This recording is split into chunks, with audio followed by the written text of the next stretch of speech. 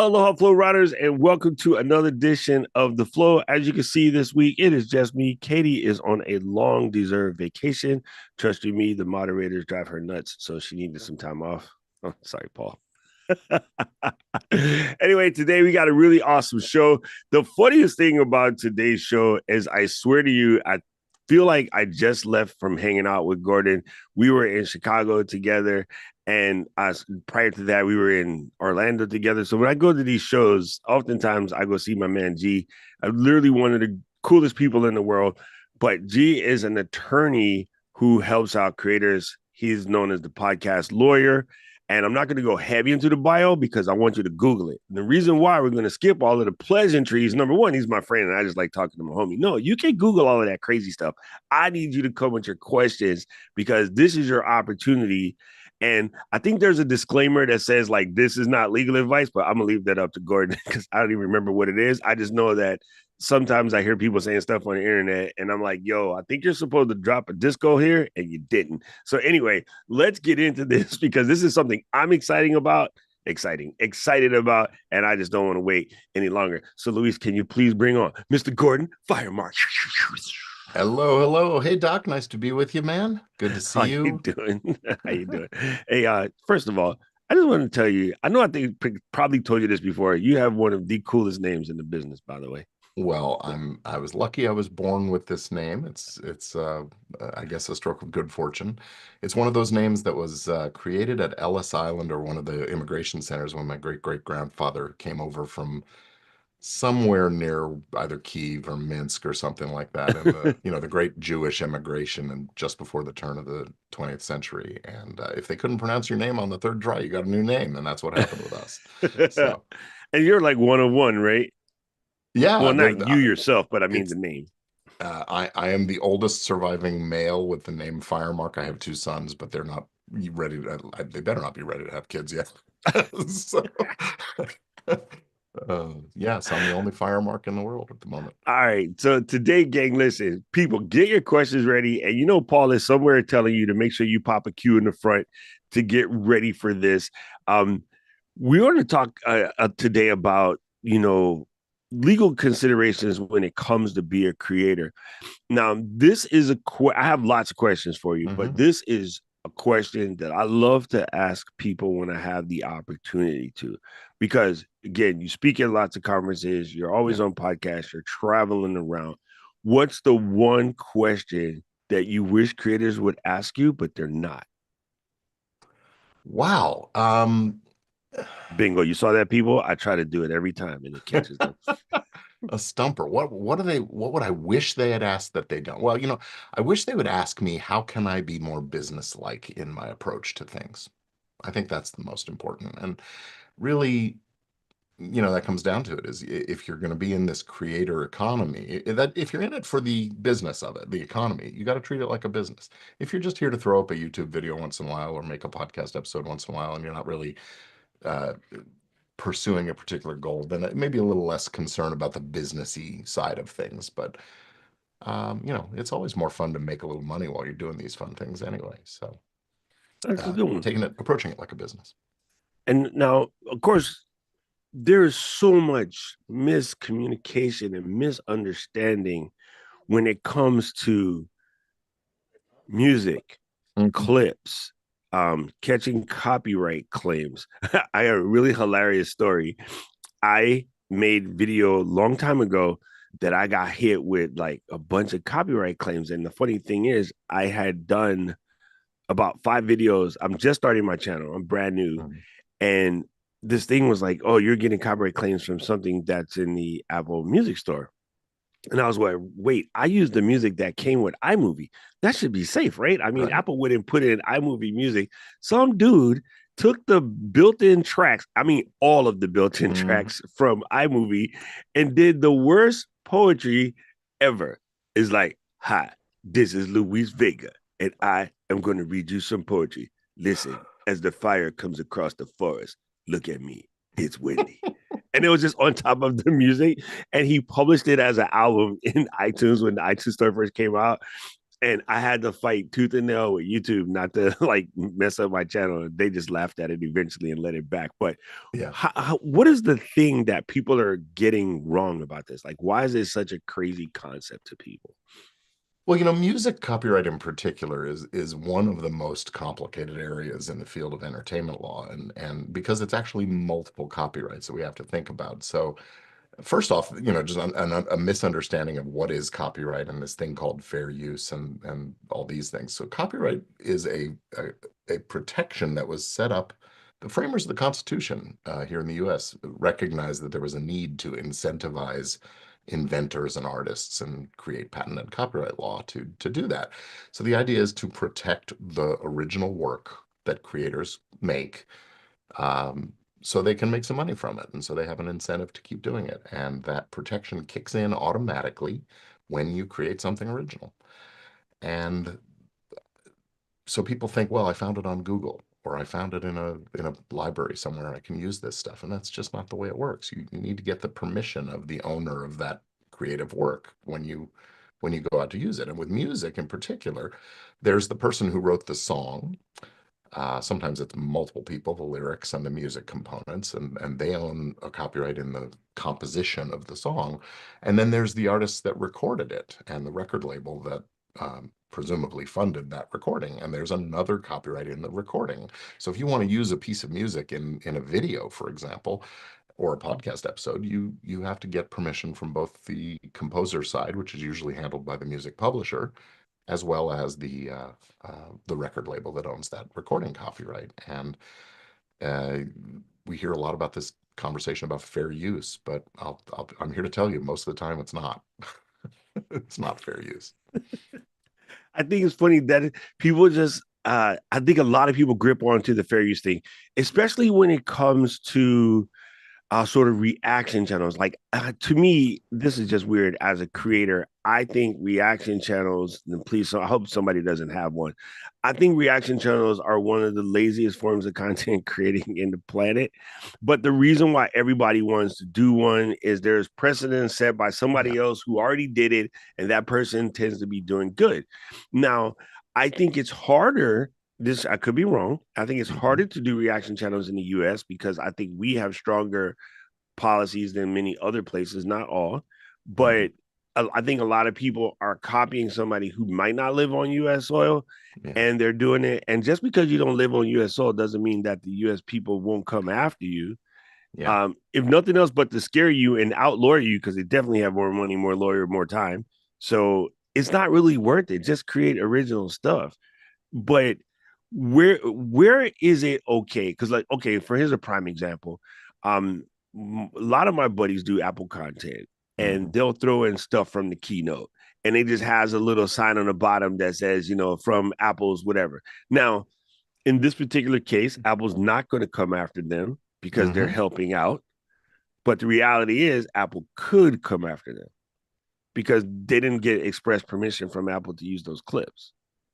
Yeah, maybe. This whole idea of fair use actually comes from the First Amendment, the concepts of free speech and free press. So if you are doing journalism and talking about a new product line and you're using some of the footage or the slides that come from that keynote to illustrate what you're talking about, then it probably does land in that fair use area, and Apple would be hard pressed to succeed in a lawsuit. But as you correctly pointed out, that would be extraordinarily bad PR for them in the first Right, place. right, right, right. And that's often the case with the reaction channels that you're talking about too, is you make a stink about somebody doing a reaction to one of your videos, and now you're republishing the whole problem and making a bigger thing out of it. It's something called the Streisand effect, where Barbara Streisand complained about photographers taking pictures of her house in Malibu, and pretty soon it was on every newspaper in the country was carrying these pictures to talk about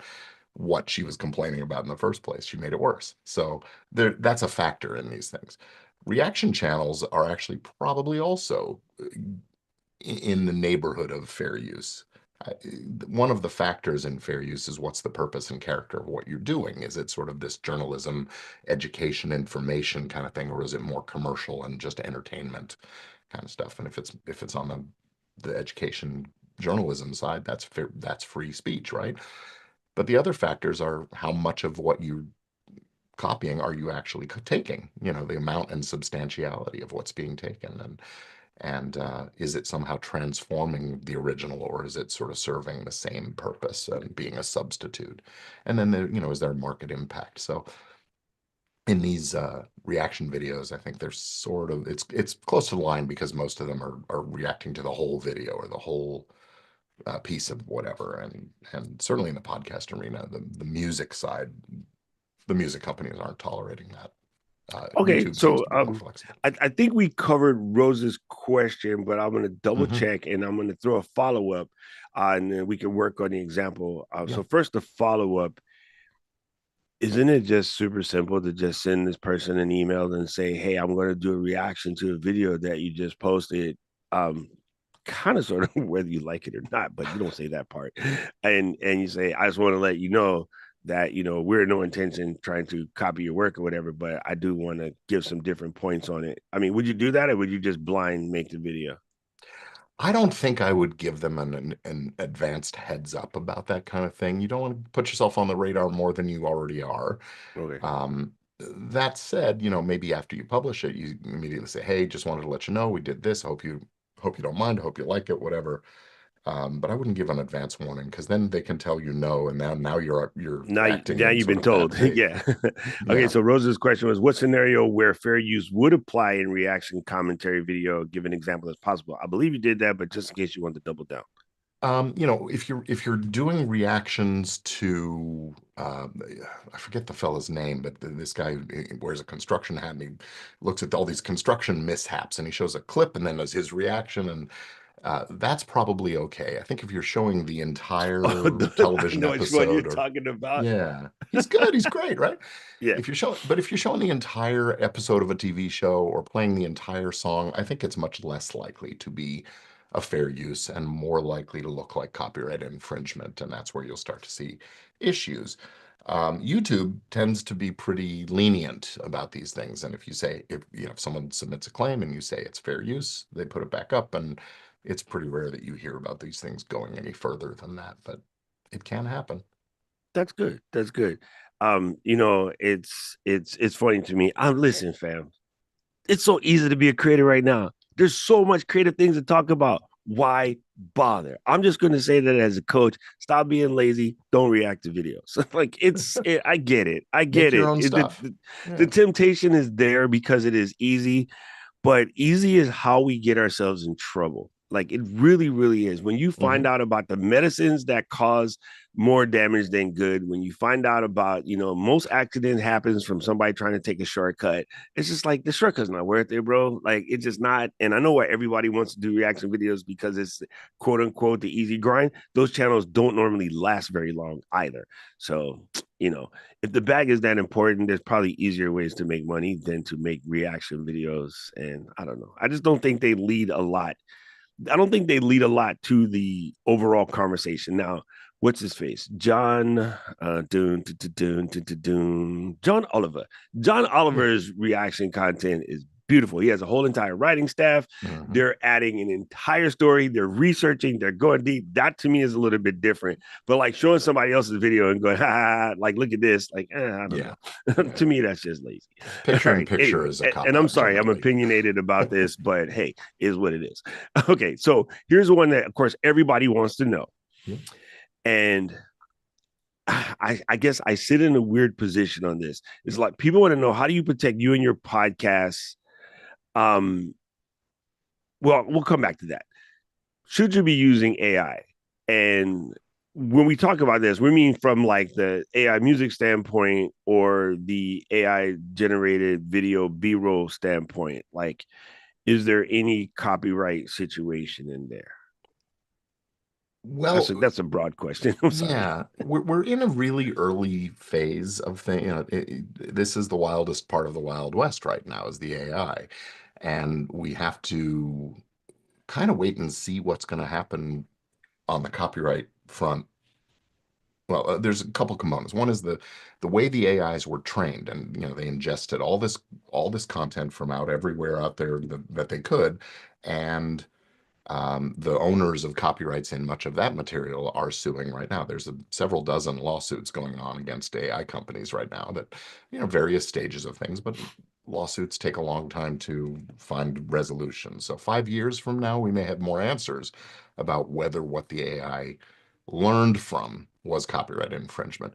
The problem is that sometimes those AIs actually output equal, the same stuff that they ingested. It's supposed to be generative and doing its own thing, but everyone, you can prompt it in such a way that you can get the exact wording of a New York Times article, for example, or something like that. That is definitely copyright infringement. And if you are the one who publishes something that it generated that way, you're going to be sued for copyright infringement too. Same can be said of images. If I ask for a, picture of Darth Vader, it's going to output a picture of Darth Vader, right? So um, maybe Disney, Lucasfilm are going to have something to say about that. Should you use AI? I think, yeah, it's a great tool. I wouldn't overuse it. I wouldn't rely too heavily on it. And another important factor we have to think about is the other side of it is if you use an AI tool to make your stuff, you are not in a position to claim ownership of that. There's no copyright protection for what the AI generates. So, because there's no human author. So, if you want to own what you make your own stuff. Don't rely on the AI too heavily. There you go. You heard it first. Listen, this is a tough one because, first of all, there is a big difference between sort of copyright stuff and IP stuff. IP meaning intellectual property. Mm-hmm. Um, I think that just gets confused in general. Well, copyright is one kind of intellectual property. Correct. It's an umbrella Yeah. term. So yeah. Yeah. And well, so here's what I've been trying to do, and I kind of stay away from any generated video at the moment. However, if I was going to generate a video, I would generate it with Firefly because Adobe has specifically stated and Mm-hmm. spent tons of money on coming up with this coalition of like ethical creation. Like everyone was mad at them, like, well, you made all of this, you're trained it off of the stuff that was in Adobe stock. And I was like, well, when you send the photo, I have, by the way, when you send the Mm-hmm. photo to Adobe stock, they give you two options. This is yours and yours alone, or Mm-hmm. you leave it open to the greater diaspora of creators and you check the box. If Yeah. you check the second box, you obviously get more exposure if that's what you're looking for. But I most of the stuff I submitted, I sort of submitted under CC. Brain just Mm-hmm. went dumb. Creative CC. Commons. Creative Commons. There we go. Brain just went super stupid just now. And I was like, yeah, I don't care who takes it. Like I learned this is strange, but I learned my photos and video stuff from Trey Ratcliffe years ago when he was like the top photographer on the internet. Yeah. And Trey was like, I don't copyright anything. It's out there for the public use because I want people to see the world and get out there and start taking pictures and sharing because it adds a happiness thing. And he was like, I just think our copyright system is super old, outdated, and borked. So I'm gonna give everything I make. If you see an HDR picture created by Trey Ratcliffe back in the day, you can use it for whatever you want.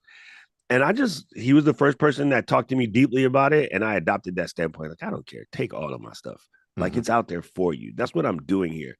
But then other people like, they're holding on to something like it's theirs. And I'm like, I seen your work, bro. It's not original.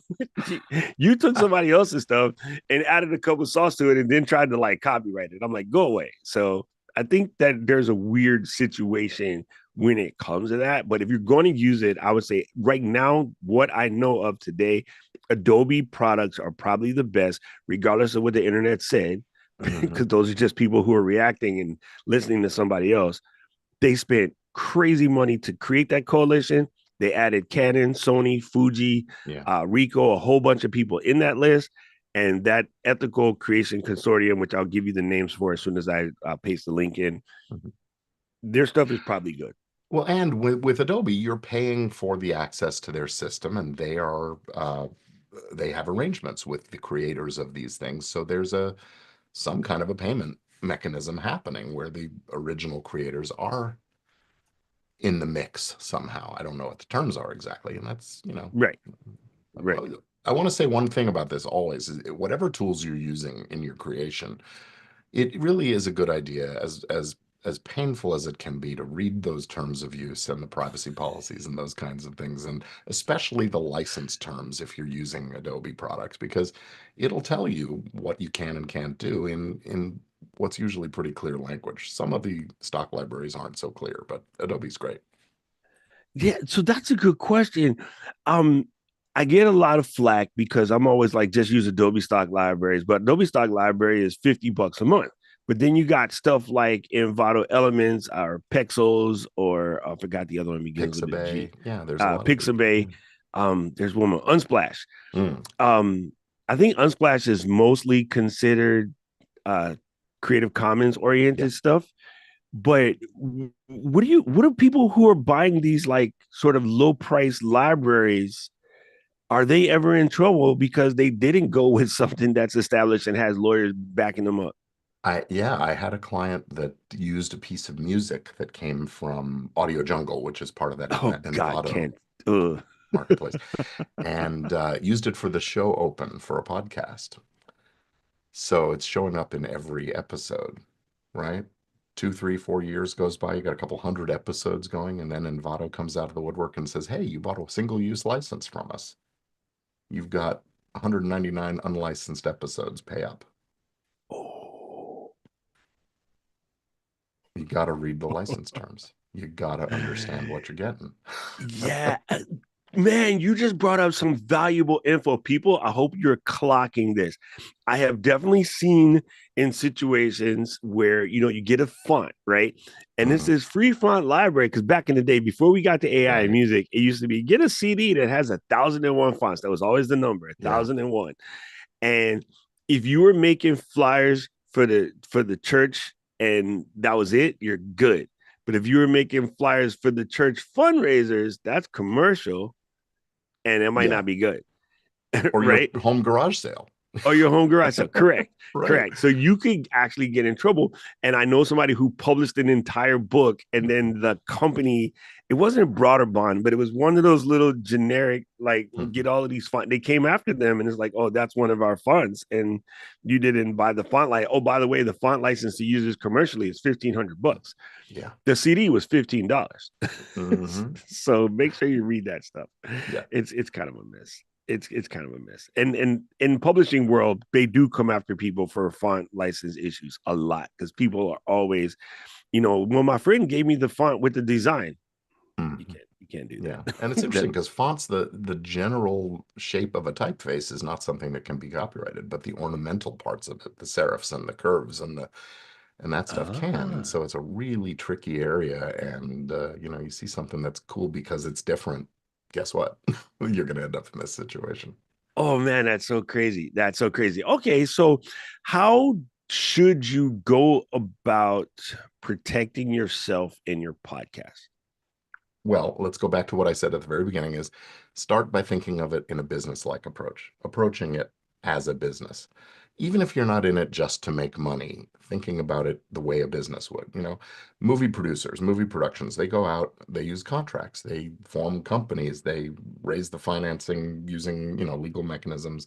Everybody who's involved in that movie production is signed to a contract, and then they protect their copyrights and that kind of thing. Same approach for smaller content creators. You should think about, if you're making any money at all, you should really think about having a business structure, a corporation or an LLC, or at least something, if you're working with partners and a team, a partnership agreement, something that documents the nature of the relationship. I'm a fan of the LLC format, limited liability company format, but it can be expensive depending where you're located. Here in California, LLC operations, the tax bill is significant each year, even if you're not making a lot of money. But it's something to think about. Talk to your tax advisors about it. You should be thinking about the relationships you have with the members of your team, whether that's a partner, co-producer, co-host, or maybe it's an editor, a producer, a researcher. All of these people should be signing contracts that specify things. I call it in the podcast world, I call it a podcast prenup. You want to figure out who's going to own what, who gets the house and kids if this relationship breaks up, right? Um, who owns the content, who owns the raw materials, who owns the feed, who owns the audience, the YouTube account, whatever it is, right? You got to figure out who's going to do that? If you're hiring independent contractors, they need to sign a piece of paper that says the hiring party owns that stuff. Otherwise, the law works the other way around sometimes. Um, Co-hosts can look like partners. Maybe that is what you want, maybe it isn't. So get these things down in writing and have those structures in place.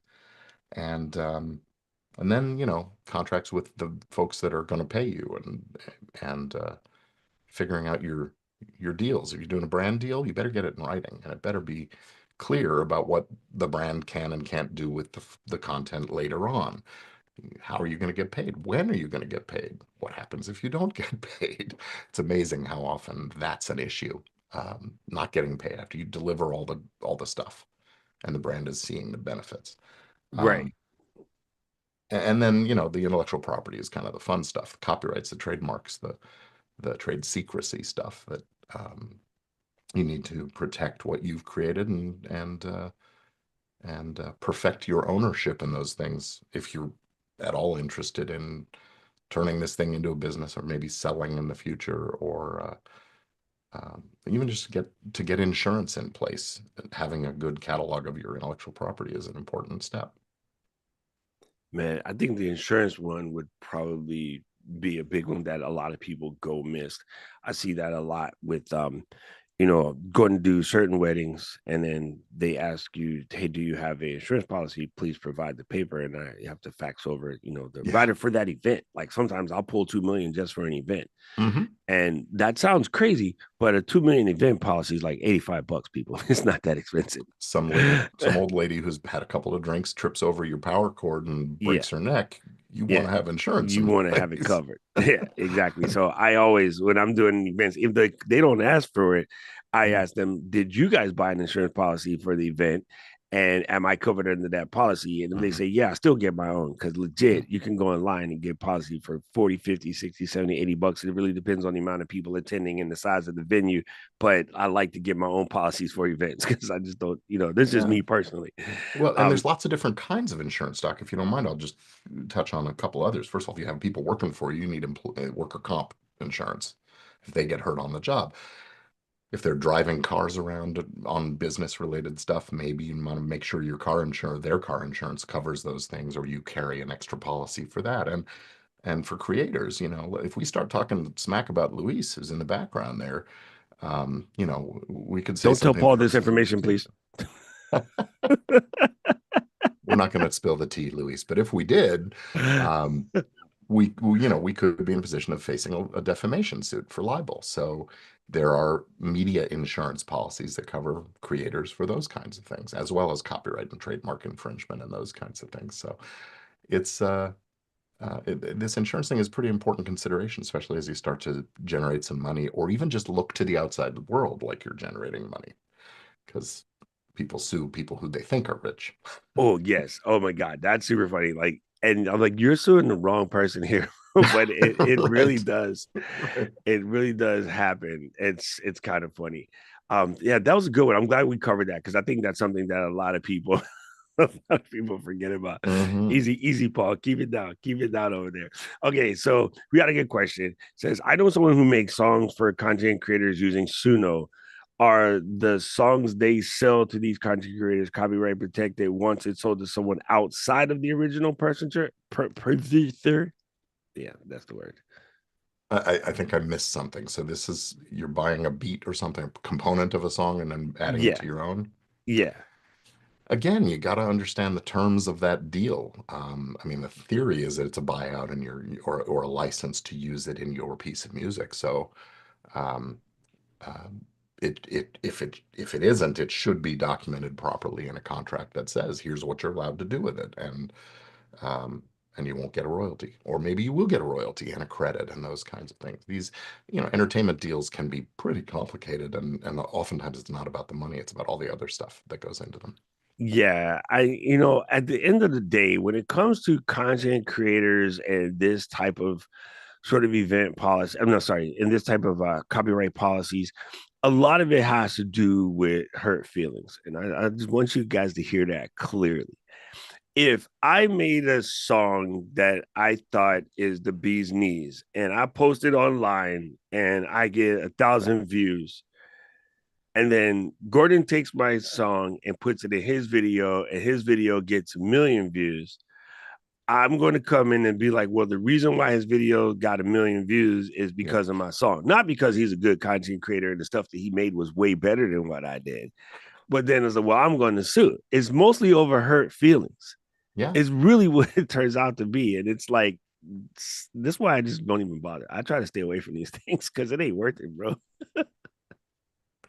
It's true. It's true. And actually there's a whole class of kinds of claims that we refer to as dignity claims. You know, Ooh. the defamation, the privacy, the feeling like you've been invaded somehow or you know, wrong when there may not really be any actual physical or financial harm. But, you know, juries love to help people with hurt feelings. So be careful about that. Well, like, you know why? Because juries have feelings too. They're people. Yeah. Yeah. Maybe So that's where we need if the you can get AI. your case in front of a jury, you might get a chance because other people are going to feel like they've been slighted by somebody. We've Hmm. definitely seen cases that shouldn't have won. Like, I don't know, this is nothing to do with content creating, but it drives me crazy that another person won a case for spilling coffee on their Neds. I'm like, that was from what, 91? You don't know not to put coffee in your nether regions at this So, point? you know what? I'm going to dispel a common myth about that particular case. This is something that The new one or the old one? well, the old one. I'm not Okay. familiar with the new one. I think I did hear The something new one about it. just happened in California, like maybe 2 months ago. Oh, Some okay. dude got another 60 something millions for Yeah. another McDonald's coffee in a NAD situation. You would think we would be past the point where we cradled a cup of coffee in our crotch as we're driving a car, but I guess we're not.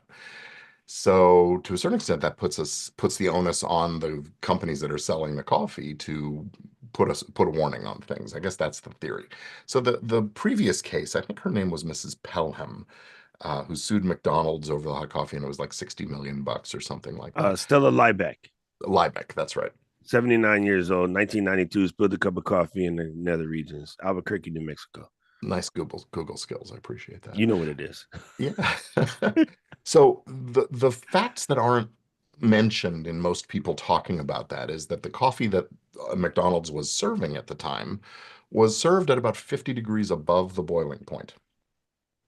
So this was not just normal hot coffee. This was extraordinarily hot coffee. McDonald's had decided in their wisdom that people were going to buy the coffee and take it with them to work and then start drinking it. And so they wanted it to still be hot when they got there.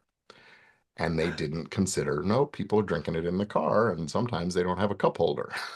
So that was what the jury found so offensive is you're serving this stuff at 400 degrees Celsius or whatever it was, and you should at least warn people that caution, this is very, very hot. So that was sort of the partial rationale behind that case. And yeah, some of it was just, oh, this poor old lady's, her tender bits got burned.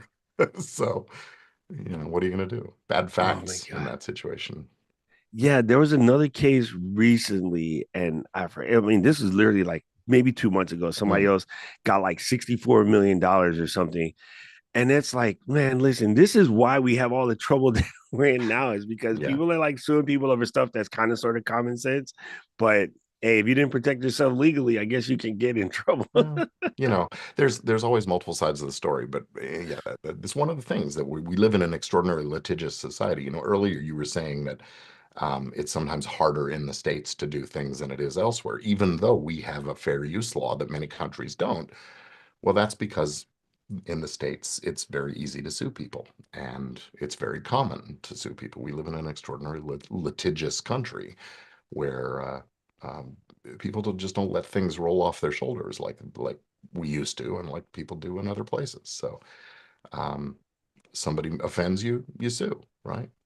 Dignity. So here's a oh yeah, Paul said the latest case was because the clerk didn't fasten the lid securely to the cup. That was the case. And the reason why that one drove me crazy Mm, is because I'm like, yo, the first time you ever do one to yourself at self-serve, like 7-Eleven or whatever, yeah. one of the things about Sweetheart and Dixie cups is they can get that little pinch and then the cap doesn't fit. Right. right? And then I forgot which store it is. I want to say it's Five Guys or one of these guys. Their tops never fit. Like it's always kind of like haphazard. And Mm, Starbucks also famously tops never fit. yeah. So either I always, when they hand me the cup, I do a little ring around and check, and I Yeah. never hold it by the top. Like if you're holding it by the top, you're kind of also squeezing this part. So Mhm. you know what you're doing. So if you just grab the top and it falls on you, that's you. That's not their Yeah. fault, bro. It's like, ugh. It drives me crazy. Like we're just getting. Never mind. We'll skip that. Let's go on an hour-long rant about the things that are wrong Bruh, in America with the legal system. that stuff kills me. That stuff absolutely kills me because I feel like people are searching for that kind of thing. There was a point Yeah. where I felt like people were walking around looking for the drain in the dairy department where you could trip in because somebody got Hmm. $164,000 for falling in the drain at Foodland over here. Yeah. And then I swear people were walking around looking and see which one of the drains, like the little metal thing, slipped over so they could act like they fell in it. And I was like, please stop. All right. So here's a question. If I'm doing this podcast situation Yeah. and okay, we're on the show right now together Hmm. and we come up with something, you say something phenomenal and you're like, hey, I want to use that for my social media to promote the thing. Now we're not going to sue you. We don't give a crap. Good, knock yourself out, Gordon. But who owns what we're creating right now? Me Well, or you? Well, Ecam technically, or you. yeah. I mean, we actually didn't sign any paperwork. At least I didn't sign any releases or anything like that for this appearance. Which is actually one of the things I strongly advocate is get a signed guest release. Go on over to podcastrelease.com and get my freebie, and you'll Wait, you hear made a from whole me on. domain with this in here, podcastrelease.com. Let me just Yeah. put this in it. Come on now. This is gangster. Yeah, it's a free guest release that podcasters can use to document the consent and the agreement to allow for the publication of the recording and so on. And what it says is the podcaster, the creator, owns the recording, the footage, all of that, and can do pretty much anything with it they want without having to pay me or with the guest or whatever. And you can tweak that and change things if that's the way you want to approach it. But that's generally the idea. Now, implicitly, if I come on your show, yeah, I'm agreeing to be on your show. But when it's implicit, then it's also revocable. I could come at you a week or a month or a year later and say, you know what, take that episode down. I don't like that anymore. And Right. maybe that's no big deal, or maybe it is. Maybe you've got sponsors in that show that paid for the opportunity to have a show up there and an episode out there. So, now you're in breach of contract because the episode isn't where they thought it was going to be forever and ever, or long tail kind of thing. So that's why you need these consents. But to answer your bottom line question, you guys are recording it on your end, you're publishing it on your YouTube channel and stream. You guys own it. That's my take on it. But like I said, I might We be. have definitely run into a situation before where we get overzealous fans who like to create things using our logo mark. Mm-hmm. And I caught all kind of heat about this being a Yeah. copyright thing. And I'm like, logo mark and copyright are different. They're not the same. However, how does one protect, let's say, even in something like that, right? Like if someone wanted to make something, you know, out of the flow, I don't have anything right now because it's Mm-hmm. hidden away, I believe. But like I used to have these, somebody made a little cool sign for us. It's a little ECAM situation, and Mm-hmm. it was out of love. So of course we're not going to bother them, but you could definitely get in trouble for things like that. So how does Yeah. one either protect themselves or get permission to do so? Yeah. Well, okay. So let's start with the protection side. A brand, any kind of a brand, any kind of a symbol or word or phrase or design that you use that indicates the source of your goods and services, that's a brand. That's a trademark. And the best thing to do if you have one that is distinctive and sets you apart from the others out in the marketplace is to register the trademark. Registration of trademarks is a territorial thing, so you have to do it in each country where there's a, a concern about protecting your brand. But I always recommend start here in the States if you're based in the States, and then look at other countries where there's a likelihood that someone's going to come along and knock off your logo and start confusing the public. Um, the that trademark protects. So trademarks are these brand identifiers, and protecting it means being able to stop others from using that brand in a way that causes confusion. Confusion as to the source or origin or an affiliation or so on. So when a fan uses an Ecamm logo in a design or puts it on a t-shirt or a sweatshirt or something or a handbag, it's going to look like that's coming from Ecamm, and you're going to confuse consumers as to who's behind this. So that's trademark infringement. Um, if you want to do that, the thing to do is ask for permission. It's called a license, and very much like using a piece of music, you need a license to incorporate someone's logo into your product or something like that. And usually that goes with some quality control requirements and approvals and things like that, because the brand wants to make sure that it's protecting its not just its design, but also its reputation and its image. Let's say somebody puts the Ecamm logo on a crappy T-shirt that falls apart after two washings. That's not going to reflect very well on Ecamm, right? Yes. So, And that's where you get in trouble, right? So somebody else did it, and it's like, well, you let that person do it. And I was like, yeah, because I'm going to be mean about this. That mhm, person designed something in a manner that was beautifully designed. yeah, So it didn't make, party X look bad. yeah. But you designed something that looked like your camera didn't work, Hmm.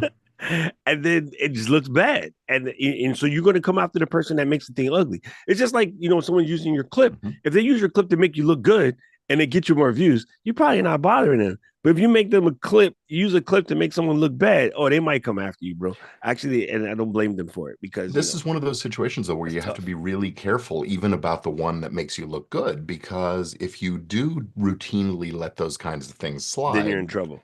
it's called a naked license, basically. And Ah.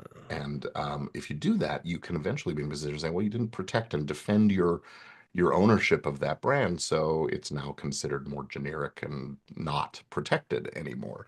So that's why you hear about brands going after the little guy who uses the thing a little bit, and even though it's a perfectly flattering portrayal or something like that, trademark owners kind of have to go after people to Otherwise, you're preserve their setting the protection. idea that it's okay to steal my stuff. Exactly. Yeah. Oh, super good. So, Joe had a question. Joe want to know, looking back, is there a moment in your career that totally shifted your path? There are a couple of moments in my history. One was The kids. just the I'm sorry. suggestion that well, yeah. The first one was I was in school studying radio, TV, and film, and I was going to be a filmmaker or work in the television business. And I had sort of finished up my major, and my professor for one of the graduate level classes on government regulation of the media pulled me aside and said, "You're the only undergrad in the class. You're getting the top score in the class. You should think about going to law school." And I laughed my butt off at that idea. And then it set in a few days later, and I applied to law school and got in and didn't get into film school, by the way. So that was one of those moments. That's a crazy pivot. Man, gee, as much as we talk, I didn't know that about you. I mean, I knew you knew a lot about AV, but it Yeah. didn't ever bother to ask why. I thought you were just a nerd like me. Yeah. I actually worked a couple of years in TV. I came out of theater first, and then I worked in TV production before I went to law school and during law school a little bit as well. But so that's one pivot point. And then you know what the other one was when I was following Leo Laporte when he was on Tech TV um, and then they changed their name to something and he left the ZDTV. what's that? Well, it was ZDTV. ZDTV, then it was Tech TV, then it was some gaming Oh, oriented Revision 3? something like that. Yeah. And so when he left Tech TV and started up his Twit network, it was with one show on Sunday afternoons, This Week in Tech. This Week in Tech. And I heard that show and I thought, that's so cool. And I was just starting out well, not just, I'd been in practice for a few years, but I wanted to do something different to market my practice. And I had been blogging and those kinds of things. I thought, well, blogging is a lot of work to sit down and write something and really be perfect about it. I want to just talk into a microphone and record a show and put it out there. And so I started podcasting. And initially I just sort of picked it up on a whim. I'd been a guest on a few shows and I decided to start my own show. And then I realized, well, this is a kind of media production. I really ought to check and see if there's any legal stuff that needs to be thought about.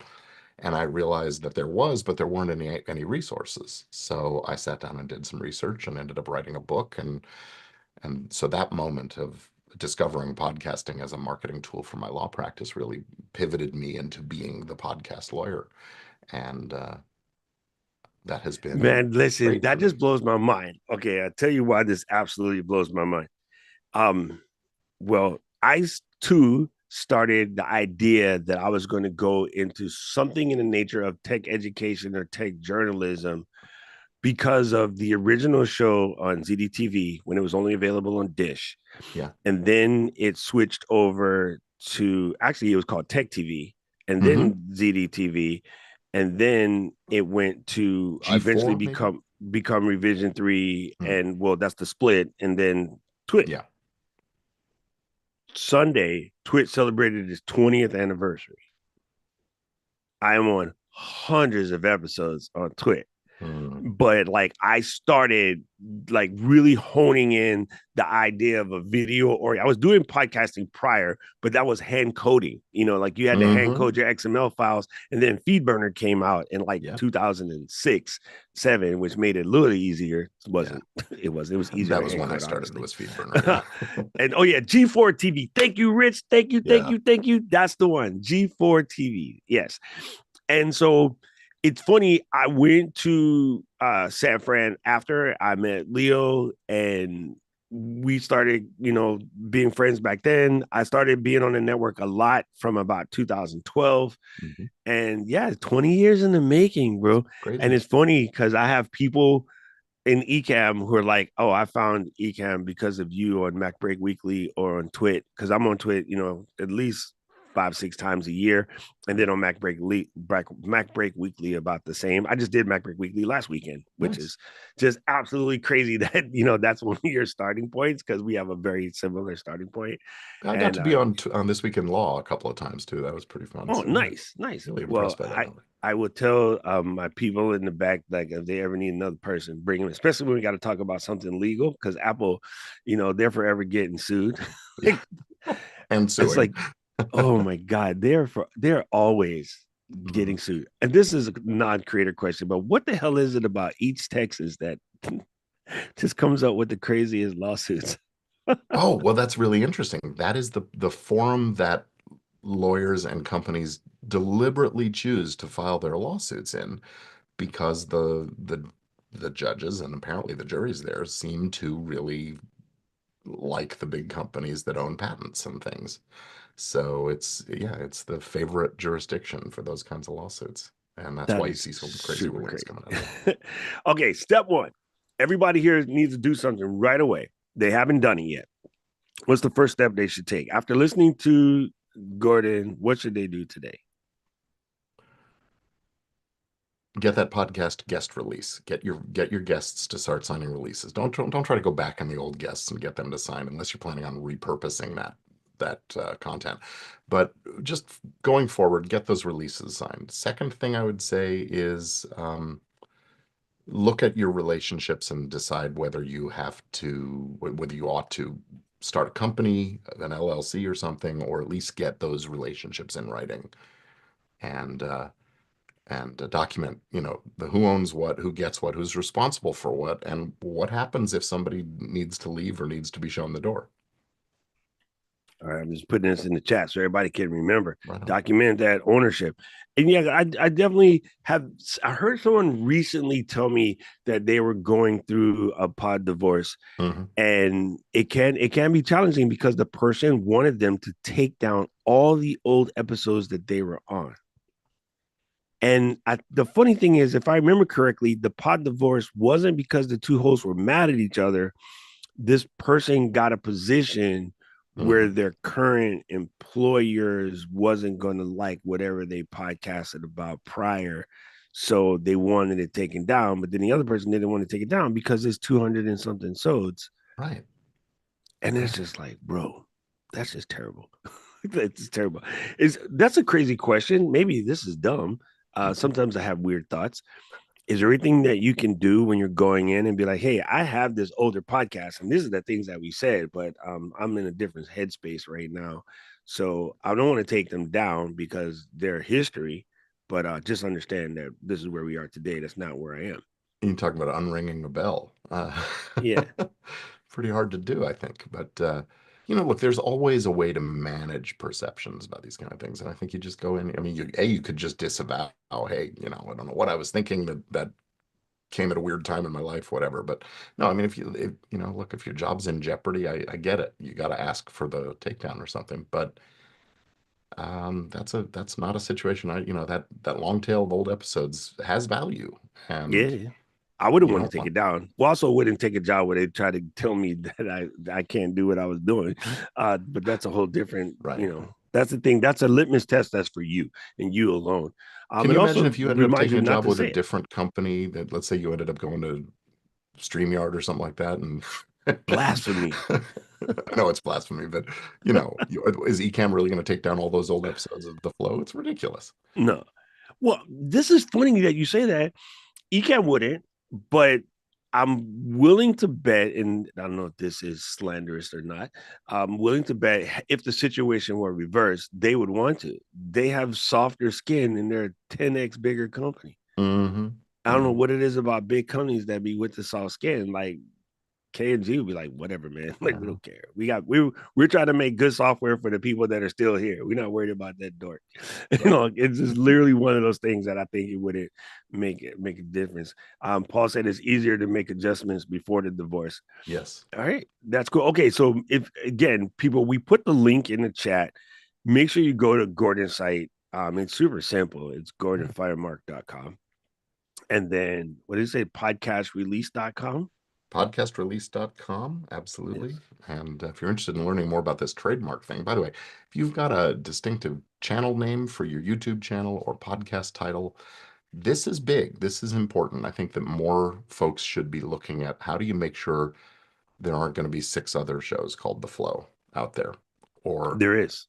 well, yeah, I mean, that's not surprising, but there are some strategies we can do to make sure that, especially when you're brand new and starting up, choose wisely so you're the only one entering that market with that title, and then get the protection in place soon so you can tell them, hey, stop it, that's our title.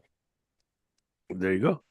There you go. Yeah, man, I think there's a lot to it. I think it's so easy for people to just, go really, really far before they realize, oh, this is something that I should have done.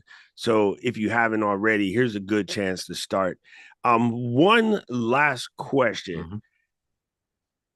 I was recently sent a site that was kind of like some Etsy's not the right word for it, but let's just call it like Etsy, like boilerplate language Mhm. for people to go and get, various agreements for their sites and for their podcasts and so forth, sort of, and et cetera. What is your take on that? Well, as an owner of one of those sites, podcastlawforms.com, I'm in favor of the idea, but you got to make sure you're dealing with somebody who knows what they're doing, and Okay.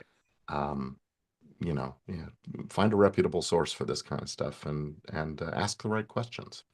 There you go. There you go. Because I think a lot of people are like, "All right, this is good," but I've seen some that are like, "There's no way that I've looked at this. You can just run a scan on it through the same one that teachers use, and it's like Hmm. this same document is published in 75 places on the net. This is probably not a good one." You know what I mean? Yeah, Uh, yeah. wow, Doc, if that name is already trademarked, you may have to change the show name. No, it's not trademarked. We did check that, but yeah, um, no, we're It's not funny. changing. I've got a call scheduled with a fellow later today who's in his email. He mentioned a title for the show that he wants to use that's sort of linked to his own last name. And I just went looking to, can I check out the show before I talk to the guy? And it turns out there's another show out there that's much bigger. So it's going to be a real challenge. And it That's going to happens be all a the tough time. one. Yeah. See that's I think it's so easy because one of the hardest things is picking your name and for your show and things of that nature. Well, Hmm. people say it's hard. I'm like, just pick a name. You can change it whenever. Yeah. Like if the show is good, does it really matter if you have to change the name? Probably not. Right? It's just the reality of it is I can think of a whole bunch of things that are not even good that change their name. Nobody goes to Kentucky Fried Chicken. And we go to KFC now, right? But 100%. Right? And it's BK. I still use yeah. Burger King, but most people go by BK. There's Hmm. tons of stuff that had to change their name. The Washington freaking Commanders.